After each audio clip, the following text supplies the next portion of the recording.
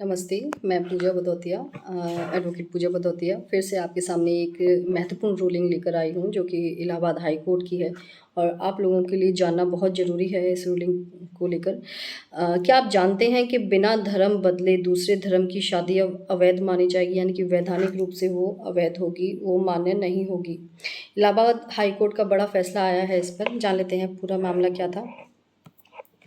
Allahabad high court का ऐतिहासिक फैसला है, बिना धर्म परिवर्तन के अलग अलग धर्मों के लोगों के बीच की गई शादी अवैध मानी जाएगी। किसने दिया ये आदेश, ये जान लेते हैं। जस्टिस प्रशांत कुमार की एकल पीठ ने इस मामले में सख्त रूप अपनाया है। क्यों लिया गया ये फैसला, क्या ज़रूरत पड़ी इसकी, वो रीज़न, वो कारण जान लेते हैं। कानून का उल्लंघन होना, यानी कि कुछ संस्थान जो हैं वो शुल्क लेकर विवाह के सर्टिफिकेट्स जारी कर रहे थे, जो कि कानून का प्रॉपर तरीके से पूर्ण रूप से उल्लंघन है। आर्य समाज पर कार्रवाई के आदेश दे दिए गए हैं। गृह सचिव को आर्य समाज सोसाइटियों की जांच डीसीपी स्तर के आईपीएस अधिकारी से करने का आदेश मिला है, यानी कि अब आर्य समाज पर कार्रवाई होगी और उनकी सोसाइटीज़ की बिल्कुल सिरे से जांच शुरू होगी। धर्मांतरण विवाद क्या था जिसकी वजह से इस निर्देश को, इस फैसले को लाना पड़ा। लव जिहाद जैसे मुद्दों पर बढ़ती चिंताओं के बीच यह फैसला आया है। इसका क्या प्रभाव पड़ेगा ये जान लेते हैं। विवाह प्रमाण पत्र की वैधता, यानी कि पहले जारी किए गए प्रमाण पत्रों की प्रमाण पत्र जो थे उनकी जांच हो सकती है, यानी कि अब से पहले भी जो प्रमाण पत्र आपकी शादी के सर्टिफिकेट्स जारी हुए थे उनकी भी फिर से जांच हो सकती है, क्या वह सही हैं या नहीं है।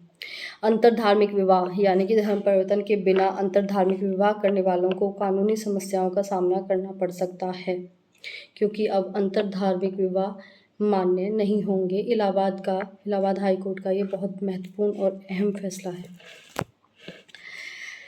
आपको क्या जानकारी है कि यह फैसला भारत में धार्मिक विवाहों और कानूनी मान्यताओं के बारे में महत्वपूर्ण प्रश्न उठाता है। आपका इसमें क्या विचार है, आपकी क्या राय है, क्या यह इलाहाबाद हाई कोर्ट का अहम फैसला सही है, क्या हाई कोर्ट ने जो फैसला दिया वह सही है, या इस पे पुनर्विचार करने की हाई कोर्ट को, इलाहाबाद हाई कोर्ट को ज़रूरत है। आपके क्या विचार हैं, आप कमेंट बॉक्स में ज़रूर बताएं, साझा करें। और अगर आपसे नोन में किसी ने ऐसा कदम उठाया है, अंतरधार्मिक विवाह किया है, तो उस तक ये वीडियो ज़रूर शेयर करें, पहुंचाएं, ताकि उनको जानकारी हो कि, क्योंकि इसमें महत्वपूर्ण फैसले में ये भी निर्देश है कि जो पुराने सर्टिफिकेट्स हैं, यानी कि इसको बोलते हैं रेट्रोस्पेक्टिव इफेक्ट, यानी कि जो पहले भी हो चुके हैं, इस निर्देश को आने से पहले जो विवाह हो चुके हैं अंतरधार्मिक विवाह, उनके सर्टिफिकेट्स की भी जांच होगी। तो आपसे रिलेटेड या आपके नोन में कोई भी ऐसा है जिसने अंतरधार्मिक विवाह किया है और सर्टिफिकेट उनको इशू हुआ है, तो उन तक ये जानकारी जरूर पहुंचाएं, उनको इससे कुछ हेल्प होगी।